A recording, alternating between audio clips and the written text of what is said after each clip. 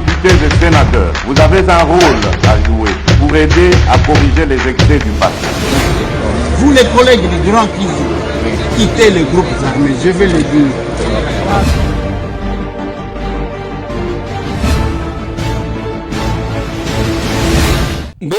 Mbote lisusu bandeko nanga, bino bandeko oyangai, Masolona député, tozali lundi, tozali le 5 juin 2023, grève na Kinshasa, le déplacement paralysé, Masolo tokolobela, tokobeta Masolo bandeko nangai, à l'approche des élections, chaque camp se prépare, contestation et paille, organisation de l'autre côté.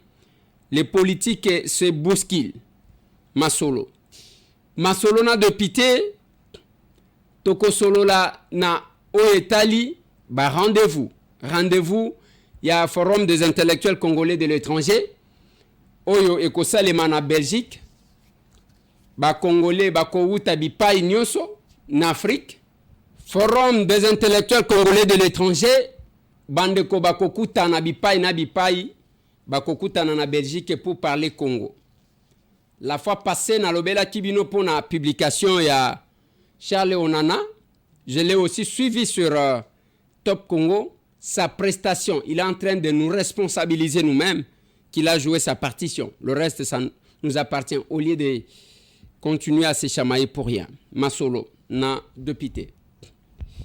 Masolo na député, bande konangai, tokolobela pe. Manifestation yokosalema na Liège, capable Damien Twambi à Kozalawana, avec un invité surprise. Aux en France, aux Apemeni, comme Liège, c'est ce dimanche, oui, c'est dimanche. C'est ce dimanche 11. Na Liège, Milulu Minen, aux en Allemagne, aux en Suisse, aux Apemeni, aux en Hollande, au Kotikoya. Donc, aux en Luxembourg, yaka. Na Liège, beaucoup tan et kozala malamu parce que kozala échange à makasi. Na lingito solo la moi muke bande konanga itu échanger. Kinshasa la capitale est paralysée, pas de transport. Obimi sokyo mati même na moto bakitisio et il y a eu beaucoup de contradictions entre l'hôtel de ville na ba kumbi ya Kinshasa. Pona bakumbi ya Kinshasa bazali ko trakase bango, pona hôtel de ville balingi ko somba mikandate, il y a eu cette contradiction et salemi. Mais na souka ce matin, il y a eu un communiqué double. Ce communiqué là batali si ba tubabi. Tosi toyokani eko senga. Bozwa 10 jours pona bo se mettre en ordre. Ba mususu balobite ata soki ba pesi biso 10 jours, quelle est la solution parce que eloko biso tozobo ya iza tracasserie. Papa tozo sala moyen te tracasserie le kina mboka oyo okanga biso na bureau de na policier ujana roulage bazo kanga biso tolemi bango yango yo tolemi tokosala te vraiment nazo regretter pour la mokonza mboka bazo sunga yete mikana mususu ozoke ko se retrouver ngo na ngaba tandis que na kalamu ezate mikana mususu ozomona ngo na limité soki na kitambo ezate alors eza sorte mikana nini omoni bino bozo sunga biso omoni yebo oyo partager na maona biso mais bango te omoni za mbongo ekota na nzela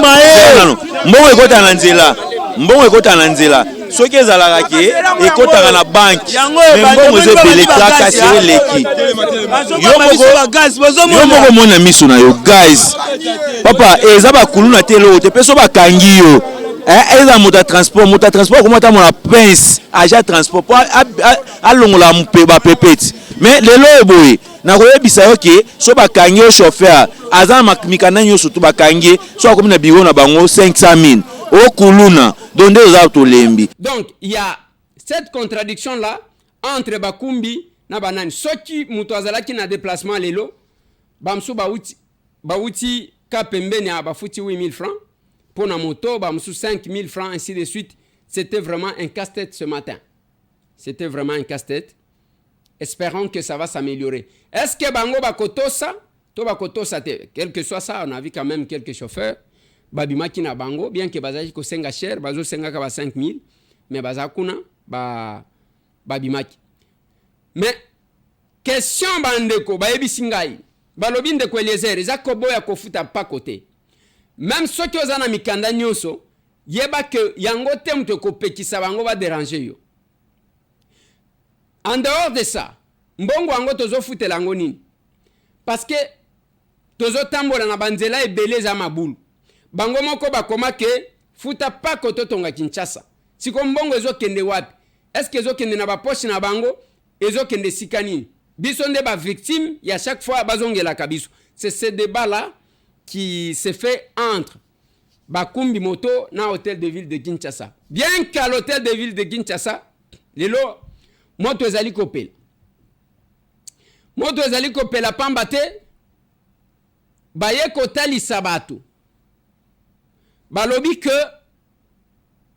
entre le président de l'Assemblée provinciale et le gouverneur, Mukanda Natangela Kibino Balobi, c'est l'une des lettres. Il se pourrait que le président de l'Assemblée provinciale, le pasteur professeur Godin Poi, a adressé au gouverneur plus de 7 lettres. Yangwetie bangon attention, to ebite nani akoko ya nani akotika. Salon nenge to wiki. To ebite nani akoko ya nani akotika. Est-ce que c'est le gouverneur qui va tomber? Est-ce que c'est le président de l'Assemblée provinciale qui va tomber? To ebite nani akoko ya nani akotika. Mais moi je crains une chose. Bossi botamboli tout un mandat. 5 mois seulement nous séparent des élections. Yango boko monaka attention parce que biso en Afrique to opta pour un mode d'accession au pouvoir politique, les élections, qui est un élément de la démocratie. Mais si koyo, démocratie ou anana élection, ezakana principe nango. Mais ceux qui t'ont dit, miango t'ont dit, ma pe ba règle ya cette voie, ou cette procédure. Mais des fois, tozo salangote, tozo salamakamu musus, yango bozo mona, olie batu baza la kimia, dès que ma ponomie komi koe, ezo bangi saka ba congolais. To ebite nini ko salem. Insécurité paille, ko soana et paille, ko fingana et paille, et les gens insultent, vous n'avez pas possible, vous n'avez pas l'idée. Je vous ai mis l'image de l'actuel président Kenya. Na tuko na soko kuanzia hapa DRC hao watu wako na 90 million people hawana ng'ombe moja. Hii DRC watu ya kuimba hii kina hii watu ya sio kwanda bongoma nani hawa wa kuimba na wanafunga suruali wanafungia hapa. Hiyo watu twende tuwauzie maziwa. Si ndio? 90 million wako hapo, wengine hapo Congo Brazzaville, wengine alobi mboka ORDC bazata na ngombe mokote.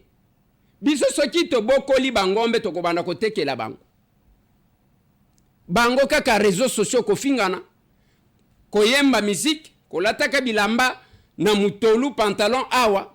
C'est ça. C'est ça, c'est comme ça, c'est ça l'image qu'ils ont des Congolais. Une fois, je passais nuit, je crois, à 10 ou à Nairobi. Les chauffeurs qui me prenaient de l'hôtel pour que token d'aéroport, Azotunanga, si je viens d'où? Je dis, je viens de la RDC. Ah, là, vous chantez beaucoup. Et puis, du coup, il me met la musique. Il y a l'un de musiciens. Maintenant, natikali nazo réfléchir. Donc, bisonyon sotozanango, eza kobina na komela. Même si notre pays est en difficulté, est en danger.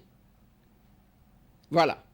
Yango bozomona même ne savent pas que toza déjà na loi sur le numérique.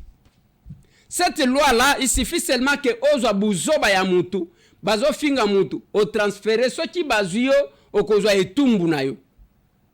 Et ceux qui insultent voulant kokoma ba grand, nous savons l'objectif. Bino bobete la bango maboko. Ngana ebi que c'est le peuple d'Enda sans bango.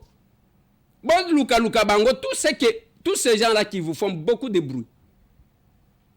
Nous quand on parlait dans ces pays, Toyebanit, Omata, Okita, les journalistes engagés, c'est nous. C'est moi, c'est Mike Mukiba qui est en prison, c'est Safou Daniel Oazo Monanate, c'est Joël Kadendanga, c'est Peter Tchani, c'est Edmond Izuba, c'est Jean-Ri Koumande. Tozalaki quand même, moi belé. On s'est battu, c'est Christelle Vwanga. On nous traitait de tout le monde. C'est Serge Kabongo, voilà. On nous traitait de tout le monde, le côté, ainsi de suite. Tout le monde est en train de suivre. Il fallait parler au moment où le danger est en face, le vrai danger. Et ça, oh, vous avez le vrai danger en face de nous. C'est en ce moment-là qu'il fallait parler. Et ça, oh, donc, vous avez la moutouma beaucoup. 5 ans, Azalaki Wapi. Ceux qui ont dit 5 ans, Azalaki Wapi. 10 ans, Azalaki Wapi. 15 ans, Azalaki Wapi. Bateau Kingakati Sanzi Oyo. Il vous passe le temps, vous les écrivez, vous encouragez. La stratégie, Ezaya Keba est fort, bisoto sala pour mettre Kabila de côté, Bakase Yango. Voilà pourquoi je ne suis pas d'accord na Batubele. Ba est fort, bisoto sala pour mettre Kabila de côté, Bakase Yango. Pour que ba récupérer le pouvoir sous une autre forme, je sais. Naibina candidat na bango, naibina place ba positionner, ba positionner côté na biso presque. Nde place ba tché. Bamsou batikali kuna bazo tout pour nous fragiliser. Et vous voyez M. Tambo tomber dans vos histoires là. Mutwako Matako Kita. Nous nous connaissons. On se connaît. Oui, on se connaît. Tosala kombo na mboka oyo. Nous villageois. Batu batangate. Sans koleka na buso bawan. Et quand on a commencé à travailler, bino c'est les réseaux sociaux nous ont facilité batu. Kutana na mutu en face. Olo bana mutu ango. Kutana na mutu.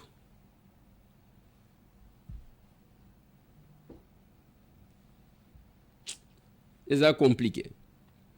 Mais Nangonga Oyo, tous les camps, ils ont préparé ma ponomi. Naba Oba Ndimaki Batouba s'enrôler. Naba Oba Ndimaki Batouba s'enrôler. Tout le monde prépare les élections. Mais Oya Monique, Azana moins de chance. Mbalama kwa bandi. Il faut mata kita salabouy. Moi, je vous ai dit, tant qu'on gagne zole kana télévision, ce que j'ai dit, je sais ce que j'ai dit.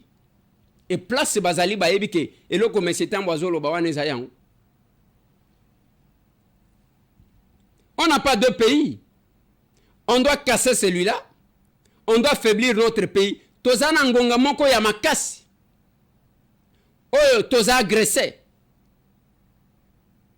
Et pendant ce temps, ceux qui ont été à la force, Bazo Bendaka, Ba Rwandais Pembeni na Goma. Système yake, Botika Kobeta Mandu Kitoko, Pesa Bino Goma Ofele. Ils sont à 40 km. Bazo Pesa Baonke. Basa la cantonnement, 40 km de Goma. Et biso tozali awa, bazo tindaka bato oyo ba $10, oyo ba $100, bako tinda mutu, ako finga mutu. Azo inventé biloko mutu. Et peut perdre. Comme les Congolais oublient kaka histoire oyo. Ce que moni mutu azo tutuka. Oko tunateke mutu oyo awuti wapi? Mutu oyo awuti wapi? Énergie nyonso azo gaspiller en pona nini. Nous sommes assez. Je venais d'annoncer ce que nous sommes capables de faire. Je vais encore y revenir. Eza la bande qu'on a vu sur Bautaka Libanda. Eza la bao baza ao. Eza ya côté le mako mituna. Qu'est-ce que moi j'apporte à mon pays? Nasa la kaba promotion à Webele. Quand je parle, il y a forum, je ne sais pas si la régie va nous balancer les spots, il y a forum des intellectuels congolais de l'étranger. Parce que j'ai été invité plus d'une fois. Je connais ce groupe. Pour la première fois dans l'histoire de la diaspora congolaise, Bimbangu ya kuzanga veni. Do you know that the Congolese in diaspora group will organize international summit? Yes, I heard about it. but I don't know when. Do you want to tell me when and where about this gonna happen? Kevin dans la Belgique, Kilumbu ya samedi 24 juin 2023. Tujibani njida bons mu Bruxelles. Matuku makumi abiji ni jimwa. To nukumatuku makumi abiji nanai angondu mu isambo mwachi jimwechi. Oh, interesting. I hope many people gonna come on those particular days because I hope there are many topics to discuss. Là, nous allons parler de la double nationalité, des élections 2023 de la diaspora, paix et sécurité à l'est de la RDC. Hii inakuwa ni mazungumzo makubwa ambayo tunaweza kuongelea maendeleo ya nchi ya Kongo na kutokea mambo ya election mu diaspora na tutaongelea kuhusu amani na security ya eastern part ya Congo. Wow, that's interesting and that's really wonderful. I'm glad to hear that. You know, those are the things that we want to talk about Congo. But yeah, that's true. Congo really needs us. Yes, Congo really needs us. Together, we are many and strong. Yes, let's. Bona bajem boya ko sansamaele to sala sika moko po jeunesse ezali Congo ya lobby. Beto bajene beto kwiza sangisa ngolo ya beto nyonso samu jeunesse ndekele espoir ya beto ya mbazi. Nous irons à Bruxelles pour notre première conférence. Venons tous ensemble. Batata ba mama beto nyonso bino zanga ve na sommet ya diaspora. Siku pamoja na kuongea pamoja na kutumika pamoja, nchi yetu ya Kongo itasimama na itaendelea vizuri. Apportons nos idées, nos expériences, nos expertises pour bâtir notre Congo, Mboka ya Bakoko. Olingi mboka nayo yakato sansamaele ponako. Ce sommet est organisé par le Forum des intellectuels congolais de l'étranger. FIS a pour mission de regrouper les Congolais dans un cadre de réflexion, d'échange et d'action sur les questions qui touchent à notre cher et beau pays, la République démocratique du Congo. Sommet diaspora congolaise yake samuna intérêt ya beto nyonso. Samuna kubaka ba précision ya mbote mbote bokila beto na ba numéro ya. Tozana posa na batu bazo kende bazo memela biso quelque chose. Et non les gens qui viennent se confondre à nous. O comment mutu azo se comporter koleka donc na ndenge ya se koleka na biso ba villageois. Mais ce qui a linga betele yo lisolo voilà, moi je fais 30 ans en Europe hein. Moi je fais 30 ans aux États-Unis. Mais papa, mais baye bakati. Moi ko intégrer moi muki. O comment na mikolo na bana. Ils insultent sur les réseaux sociaux locaux l'année. Non, nous pouvons faire le débat. Au talisio au zomona. Ngape na talisio ngana zomona. Sans insulte, c'est la moindre des choses. Et le débat politique, nambo kanabiso elongwa na ba idée et comment na biloko akolia. Bao balia ka mbwa, bao balia ka fufu, bao balia ka los. C'est ça. C'est ça l'opposition que nous voyons. Donc tolunge penza, on n'est pas capable de dire aux Congolais qu'est-ce qu'on est capable de faire. Non, on se met là-bas. Bao balia ka mbwa. Bao balia ka fufu. Biso to lia ka loso. Ngana lia ka loso te banane plantain. Et après, chaque tribu a na coutume nango, a na culture nango. Yo koliam, oyo koliam mbwa, mususu aliaka koba, kote wana pe baliaka mbwa baliaka koba te. Ezana bisika mususu baliaka magorodo. J'en ai vu, j'ai vu un gouverneur. Un ancien gouverneur ya Congo central, la zo sokola magorodo, a se filmer, tse wana ke bazolia. Bamsu pe baliaka ngote.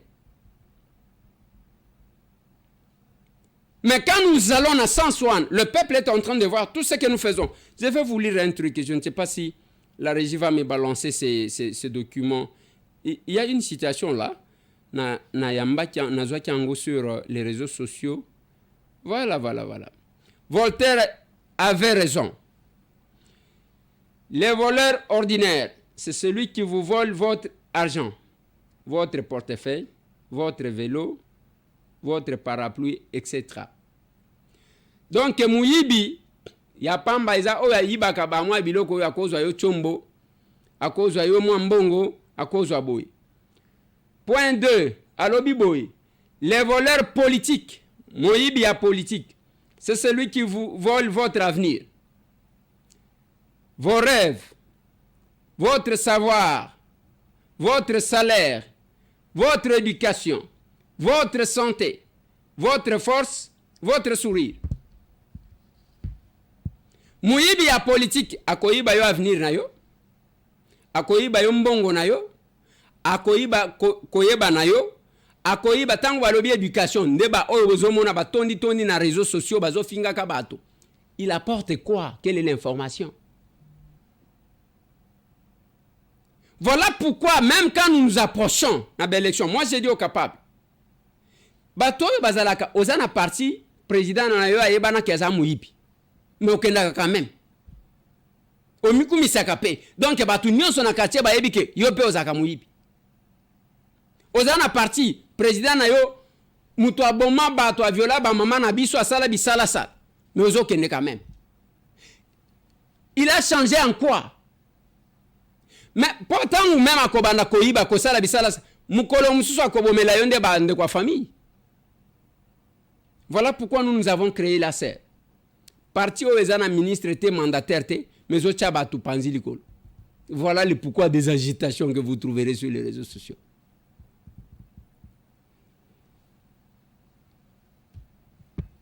Voilà. Voilà tout ce que vous trouvez sur les réseaux sociaux. C'est ça. Je salue les combattants qui ont compris qu'on n'a pas été formé pour rien. Beaucoup de la côté, bien sûr, nous restons là. Capable, deuxième vice-président Doug Kulungu, Akena Kasongolunda, Balobi, pas question de notre parti politique. Cela sert ou rien. Talabatu, Nabo Monate, papa la régie, Sakana na image.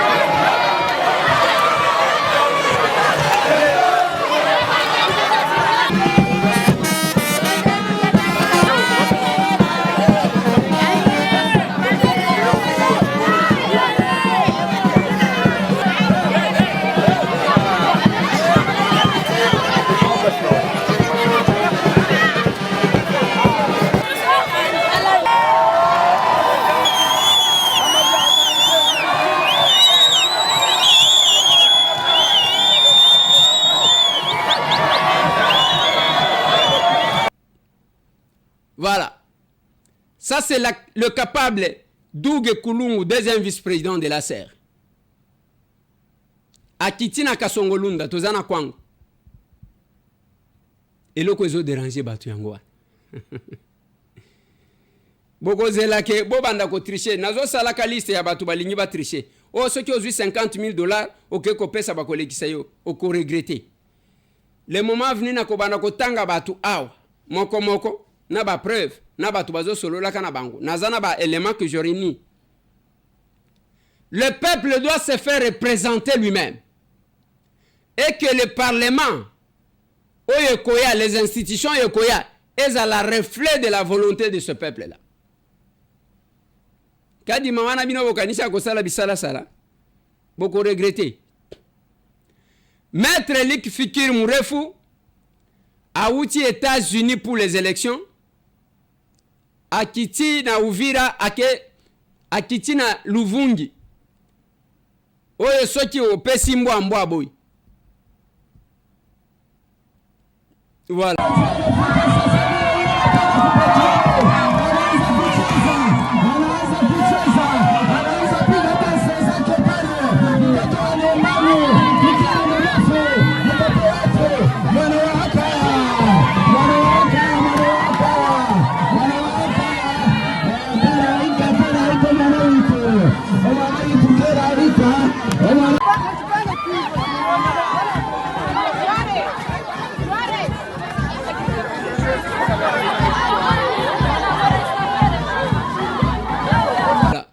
bangu bazolo wana anaanza kucheza yeye wana lati pembe pembe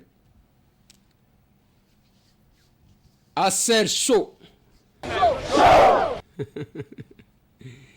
tokobanga tokobangisa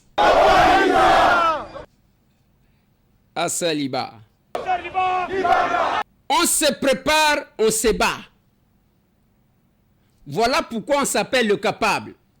Échange patriotique de ce samedi, comme tout autre échange patriotique. Baoba yaki wana wazondi mate.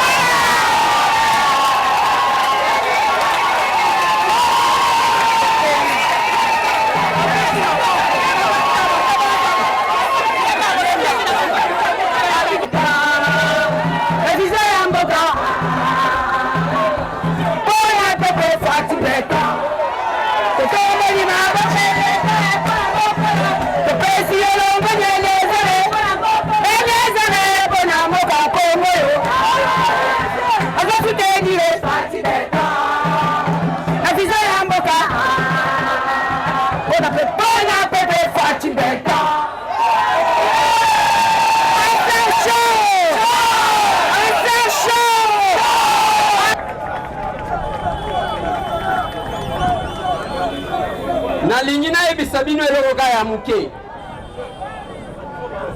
Parti na biso babengi yango Action Commune pour la République. Yango tobengi yango ACER. ACER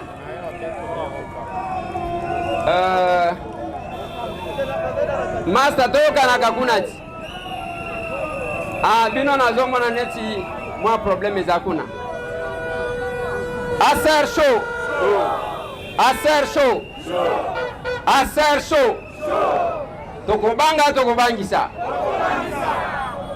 Action Commune pour la République. Eza parti lokola ba parti nyonso te. Eza parti tosali pona babenga biso preso te. Eza parti tosali parce que tozana pose ya kodoter une nouvelle classe politique na mboka oyo. Na mboka oyo eza na batu bobotama bokuta boyebaka bakombo na bango ke bazaka ba politicien mais loko basalelaka mboka ezali. ACER show. Okomona pe ba parti mususu. Président na bango ayebani ke aza muyibi mais batu bakendaka kaka. ACER liba. ACER show. Totali na classe politique. Okomona ba président ya ba parti mususu. Omona ke ba boma batu mais baya kokonza batu na Kinshasa. Bozoye bango to bozoye bango te. Bozoye bango to bozoye bango te. ACER show. Na kotala na kati ya batu wana soki otali même revendication claire ezalaka te. Na utaki koyebisa bino. Tomoni batu bazosala ba marche. Kosala marche eza mabeta. Soki congolais nyonso amoni ke eloko ezotambola malamu te azana droit ya kosala marche boye te. Mais loko tozoboya ndelo kuta il faut toyeba ozotambolela nini boye te. Mais soki eza pona intérêt na yo moko tika kobenga batu baya kosangana na yo pona intérêt na yo moko boye te. Yango na yebisaki batu biso tobunda na mboka oyo et je ne cesse de le dire tangu tobundi na mboka oyo tozana ba valeur moko tozalaki kolakisa batu ke toza capable ya kodefendre yango.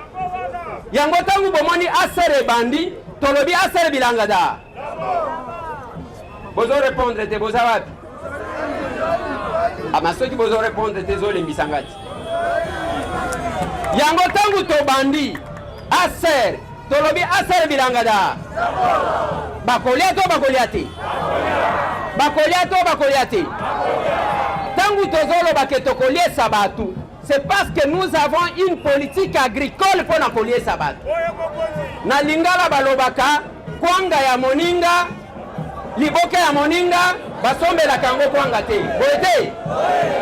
Boete. ACER show. ACER show. Voilà. Je vois l'arrivée à Association Clé de l'Espoir na capable grâce Congolo. Je crois que à Memi Batou il y aura au moins 100 adhésions au Memi. Batou à Memi les locaux na ba koka kwadere na Katia Action Commune pour la République. Allez, soyez les bienvenus.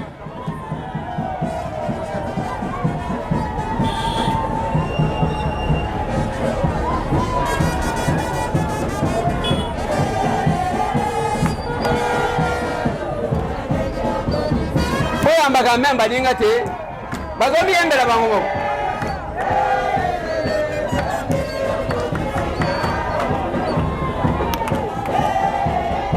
Venez.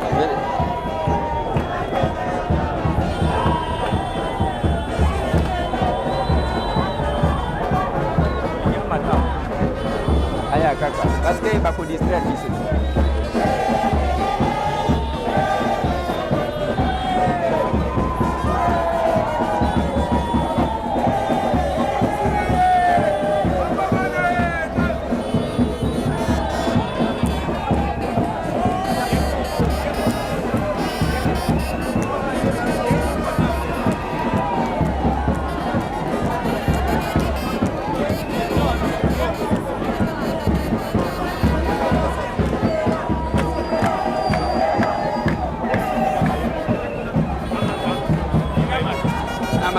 présenter. Donc ça n'est.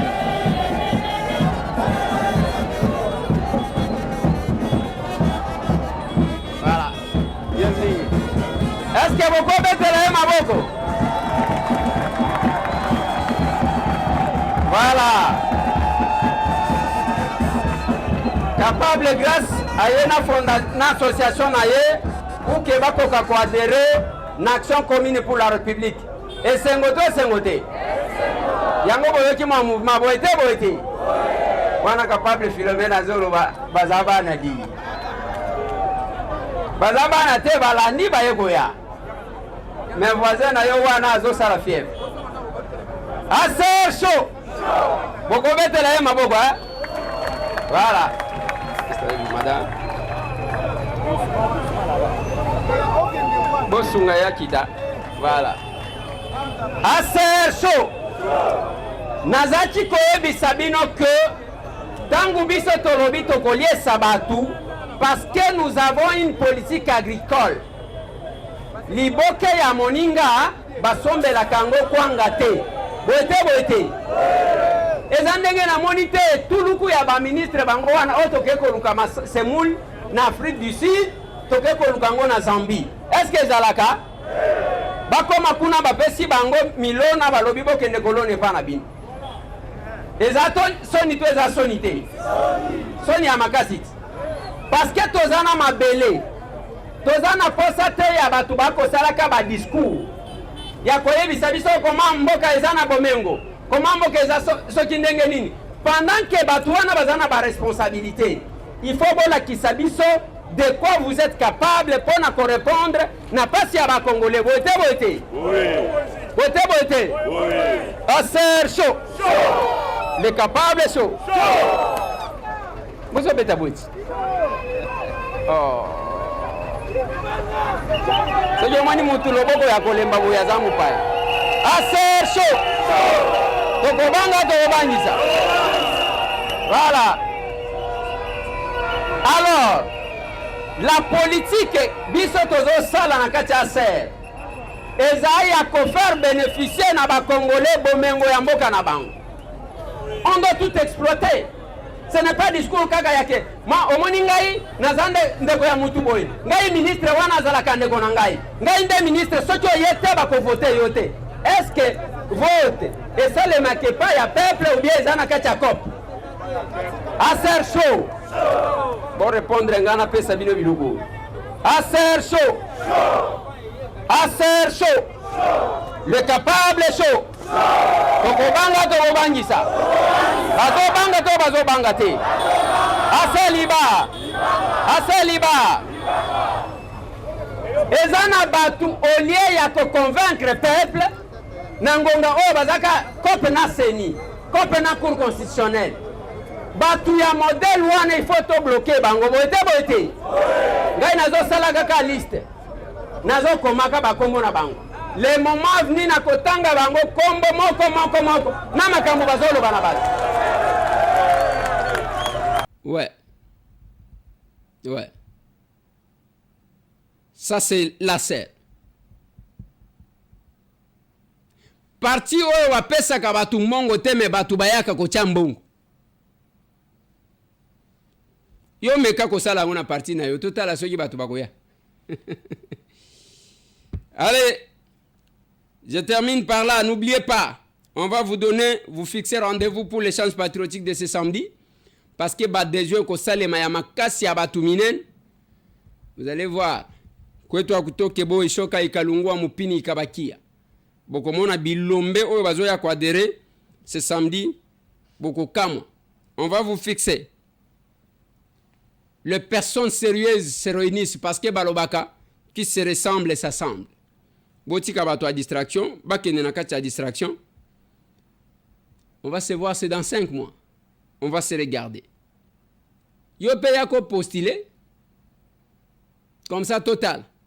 Parce que yo finga kabatu, ba kepe ba voter yo parce que yo finga kabatu.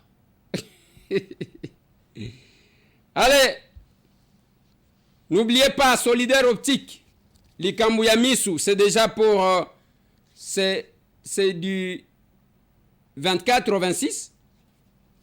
Il y a mois de juillet, bokende bosalisa ba examen batia yo na liste soki mindele wana baye kopere batu misu baye kotala batu misu balinye yo eza esika na pesa kabino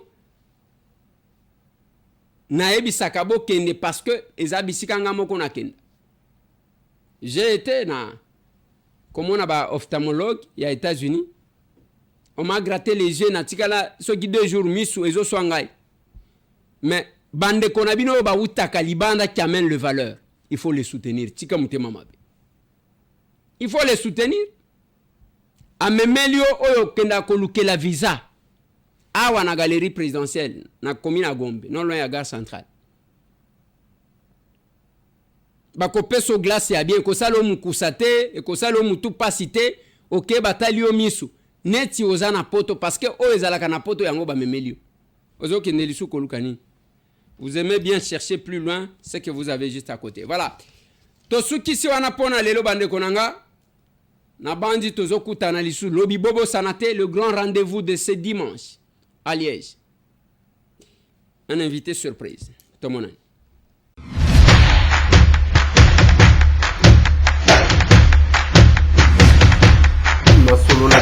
Honorables députés et sénateurs, vous avez un rôle à jouer pour aider à corriger les excès du passé.